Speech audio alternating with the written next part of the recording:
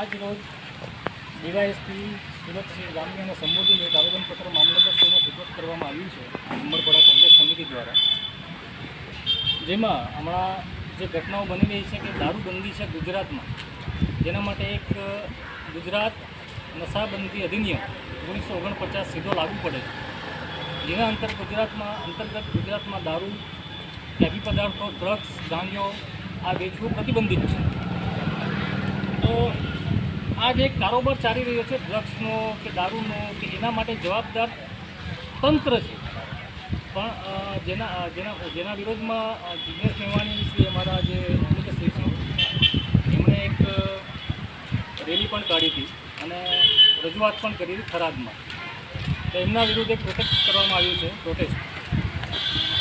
Practical જોવા જઈએ તો જે આપણા કર્મઠ અને નિષ્ઠાવાન પોલીસ કર્મીઓ જે છે, જે આપણા મિત્રો છે, જે ખરેખર દિલથી 24 કલાક લોકોની સેવા કરે છે અને નિષ્ઠાવાન છે, એ લોકો માટે એ વસ્તુ નથી.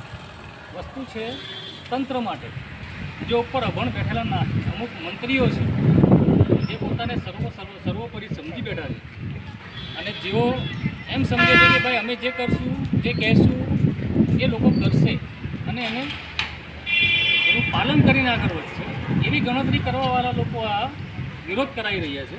હકીકત જોવા જઈએ તો ગુજરાતમાં ડ્રગ્સ અને મુદ્રા પોર્ટ જે અદાણીનું છે એના પરથી જે ડ્રગ્સ પકડાયું છે એની લિસ્ટ ઘણી લાંબી છે, અને છતાંય જે ડ્રગ્સ પકડાય છે એનો આપણને આંકડો મળે છે, પણ વેચનાર વ્યક્તિનો આંકડો મળતો નથી કે વ્યક્તિ વેચે છે કોણ.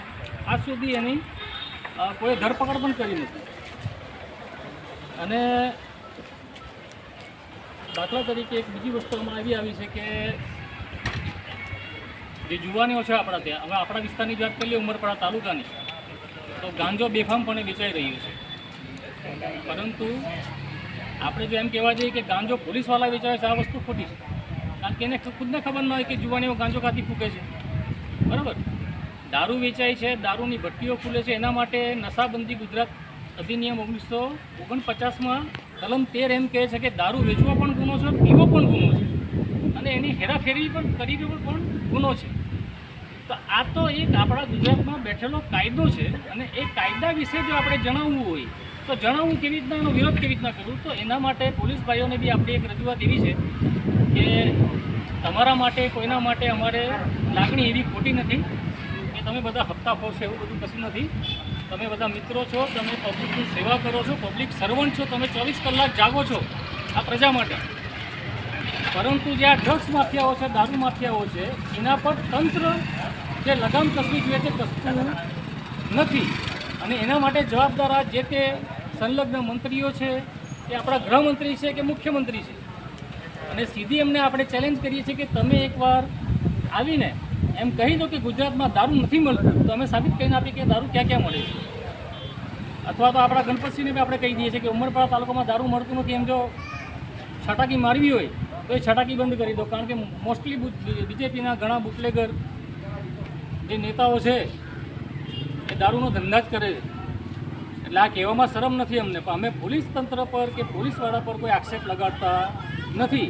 કારણ કે એ લોકો પ્રજાની સેવા કરી રહ્યા છે, પણ તે લોકોની સેવા કરવામાં દખલગીરી કોણ કરી રહ્યું છે કે આ તંત્ર, જે સત્તામાં બેઠા લોકો છે, જેને મત જોઈએ છે, મત લેવા માટે એ લોકો જુવાનીઓને આડે પાટે ચડાવી રહ્યા છે, આડે રવાડે.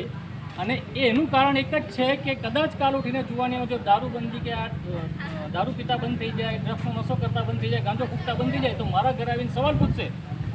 અને આ સવાલથી ગભરાઈને આ લોકો, આ તંત્ર આને છૂટ આપી રહ્યું છે, એને સાવરી રહ્યું છે. આ ચોખ્ખી સ્પષ્ટ આપણને વાત દેખાય છે.